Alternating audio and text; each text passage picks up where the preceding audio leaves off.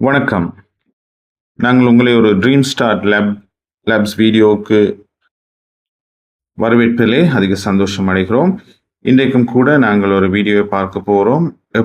விதமாக உறுப்பினர் சுயவிவரங்களை நாங்கள் உருவாக்கலாம், அதுதான் பார்க்க போகிறோம். ஒரு உறுப்பினரை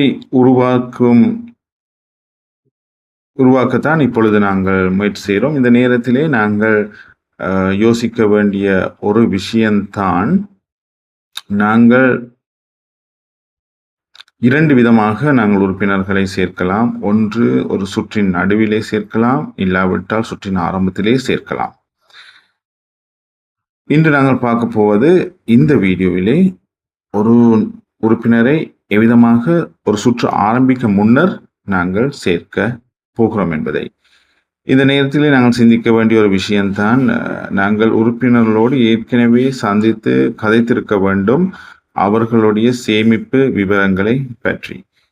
அப்போதுதான் நாங்கள் அதனை நிரப்ப முடியும். இப்பொழுது நாங்கள் புதிய உறுப்பினரை சேர்க்கவும் என்ற பகுதிக்கு வந்திருக்கிறோம். இதில் 2 ஆப்ஷன்ஸ் இருப்பதை நீங்கள் பார்ப்பீர்கள். ஒன்று, புதிய ஒரு கணக்கை உருவாக்குவது, இல்லாவிட்டால் ஏற்கனவே ட்ரீம் சேவ் கணக்கை இருக்கும் ஒருவரை நாங்கள் சேர்ப்பது. இப்போ இதில் உள்ள வித்தியாசம் என்னவென்றால், ஏற்கனவே ட்ரீம் சேவ் கணக்கு உள்ளவர் ஒரு குழுவிலே ஒரு அங்கத்தினராக இருப்பார். ஆனால் புதிய ஒரு கணக்கை சேர்ப்பவர் இதுவரை ஒரு விதமான ட்ரீம் சேவ் குழுக்களையும் அவர் சேர்ந்திருக்க மாட்டார். அதுதான் இருக்கும் பிரதான வசனம். ஏற்கனவே கணக்கு இருந்தால் நாங்கள் என்ன செய்யலாம்? அவருடைய கையடக்க தொலைபேசியின் மூலமாகவோ, இல்லாவிட்டால் ட்ரீம் சேவ் கடவுள் பெயர் மூலமாகவோ நாங்கள் அந்த குழுவுக்குள் நாங்கள் நுழையலாம், இல்லாவிட்டால் புதிய உறுப்பினரை நாங்கள் சேர்க்க முடியும். ஆனால் இந்த நேரத்திலே நாங்கள் ட்ரீம் சேவ் கடவுள் பெயர் ஊடாக வரும்படித்தான் நாங்கள் உங்களை செய்யும்படி நாங்கள் உங்களுக்கு சிபார் செய்ய விரும்புகிறோம். இப்பொழுது நாங்கள் ஒரு புதிய கணக்கைத்தான் உருவாக்க போகிறோம். அதை எப்படி செய்யலாம் என்பதை நாங்கள் பார்க்கலாம். முதலாவதாக அவருடைய புகைப்படத்தை சேர்க்கவும் என்ற பகுதிதான் வரும். இந்த நேரத்திலே நாங்கள் ஒரு தெளிவான ஒரு அழகான புகைப்படத்தை இங்கே நாங்கள் கேமரா மூலமாகவே நாங்கள் பிடிக்கலாம். இல்லாவிட்டால் புகைப்படத்தை நாங்கள் சேர்ப்பதற்கு எங்களுடைய லைப்ரரி அல்லது நூலகத்திலே, புகைப்பட நூலகத்திலே நாங்கள் அதனை பார்க்க முடியும். இருந்தால் நல்ல ஒரு ஃபோட்டோ இருந்தால் அதை நாங்கள் இங்கே போடலாம். இப்பொழுது நாங்கள் ஃபோட்டோ போடவில்லை, அதை விட்டுட்டு நாங்கள் முதல் பேருக்கு போகிறோம். நாங்கள் முதல் பேராக நாங்கள் ஜேம்ஸ் கொலின் என்று நாங்கள் வைப்போம். ஆண், திருமணமாகாதவர், 2ஆம் தரம் கல்வி பாடசாலை. பிறந்த தேதிக்கு வரும் பொழுது இங்கே நீங்கள் முன்னும் பின்னும் இந்த பிறந்த தேதிகளை நீங்கள் மாற்றிக்கொள்ளலாம். இப்பொழுது அடுத்ததாக நாங்கள் போகும் பொழுது திரும்பவும் அந்த புகைப்படத்தை அல்லவற்ற ஃபோட்டோவை சேர்க்கும்படி எங்களுக்கு ஒரு அறிவுறுத்தல் வருகிறது. நாங்கள் அதனை இல்லை பின்னர் யோசிக்கலாம் என்று சொல்லிவிட்டு நாங்கள் போகலாம். பிறகு நீங்கள் அந்த ஃபோட்டோவை சேர்த்துக்கொள்ள முடியும். இங்கே குடும்ப தகவல்கள் இருக்கின்றன. வயது வந்தவர்கள் எத்தனை பேர், தாங்கி வாழ்வோர் எத்தனை பேர், 2க்கும் நாங்கள் 2 என்று போட்டு நாங்கள் செல்கிறோம். இப்பொழுது நாங்கள் ஒரு முக்கியமான பகுதிக்கு வருகிறோம். இதுதான் கையடக்க தொலைபேசி. இந்த நேரத்திலே ஒரு அங்கத்தினருக்கு இல்லாட்டி ஒரு உறுப்பினருக்கு தொலைபேசி இல்லாவிட்டாலும் கூட அவர் ஒரு அங்கத்தினராக, உறுப்பினராக இருக்கலாம், அவர் கூட்டங்களை கலந்து கொள்ளலாம். ஆனால் அவருக்கு கூட்டங்கள் பற்றிய விவரங்கள் அவருக்கு கிடைக்காது. அதோடு அவர் ஒரு உத்தியோகத்தராகவும் இருக்க முடியாது. அதை தவிர அவர் வலிமையான கூட்டங்களில் பங்கு கொள்ள முடியும். இப்பொழுது நாங்கள் எங்களுடைய எண்ணை பதிவு செய்யலாம். தொலைபேசி எண்ணை நாங்கள் பதிவு செய்யும் பொழுது அதனை நாங்கள் சைபர் இல்லாமல் பதிவு செய்ய முடியும். இதனை நாங்கள் திரும்பவும் காப்பி செய்து திரும்பவும் பதிவு செய்யலாம். இல்லாவிட்டால் அதே இலக்கத்தை நாங்கள் திரும்பவும் அங்கே பதிவிட முடியும்.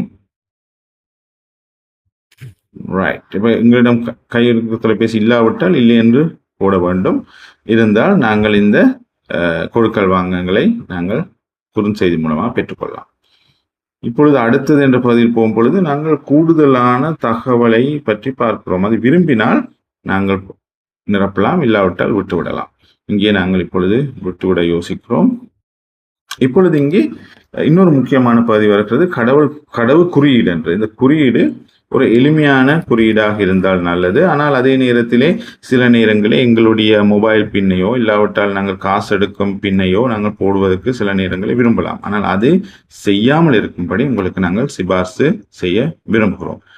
அடுத்ததாக இந்த பதிவு ஒருவர் செய்யும் பொழுது இல்லாவிட்டால் ஒருவருக்கு இன்னொருவருடைய போனில் செய்யும் பொழுது இந்த கடவு குறியீட்டை மறைப்பதை நீங்கள் உறுதிப்படுத்திக் கொள்ள வேண்டும்.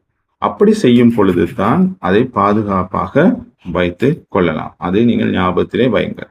அப்படி என்றால் கடவு குறியீட்டை மறைத்து திரும்பவும் அவரிடம் தொலைபேசியை கொடுத்தால் அவர் அடுத்த விஷயங்களை செய்து கொள்வார். அதோடு இந்த அனுமதி ஒப்பந்தத்தையும் நாங்கள் டிக் செய்ய வேண்டும். இப்பொழுது எங்களுடைய சுய விவரம் உருவாகி உள்ளது.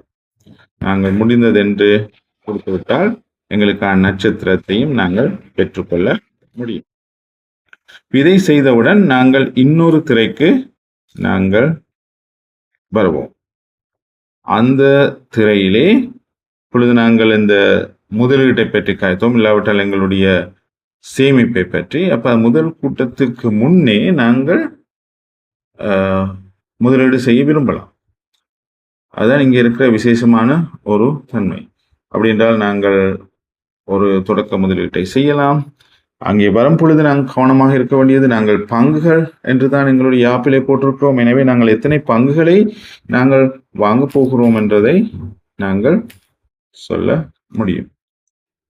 இப்பொழுது நாங்கள் 500 என்று ஆரம்ப பங்குகளை நாங்கள் போடும் பொழுது அது சில நேரங்களிலே கொஞ்சம் அதிகமாக இருக்கலாம். நாங்கள் பார்ப்போம். அதை அடுத்து என்று சொல்லும் பொழுது அந்த ஆரம்ப முதலீடு அதிகம் போல் தெரிகிறது என்று இங்கே எங்களுக்கு ஒரு எச்சரிக்கை வருவதை நாங்கள் பார்க்கலாம். எனவே நாங்கள் அதை பார்த்து சரியானதை நாங்கள் செய்து கொள்ள அது எங்களுக்கு உதவி செய்யும். தொடக்க முதலீட்டை செய்யாமலும் கூட நாங்கள் இந்த சுற்றுக்குள் இந்த குழுவை உறுப்பினரை ஏற்படுத்தி சுற்றை ஆரம்பிக்கலாம். இப்பொழுது பாருங்கள், நாங்கள் எங்களுடைய சேமிப்பு தகவலை நாங்கள் உறுதி செய்ய வேண்டும். தொடரவும் என்று நாங்கள் போட்டுவிட்டோம் என்றால் திரும்ப எங்களுடைய இலக்குகளை நாங்கள் அடையும் விதமாக தொடர்ந்து நாங்கள் செய்து கொண்டு போக முடியும். இப்படித்தான் நாங்கள் ஒரு சுற்றின் ஆரம்பத்திலே நாங்கள் ஒரு உறுப்பினரை சேர்க்கும் விதத்தை பார்க்கிறோம். நன்றி எங்களுடன் இணைந்து கொண்டது.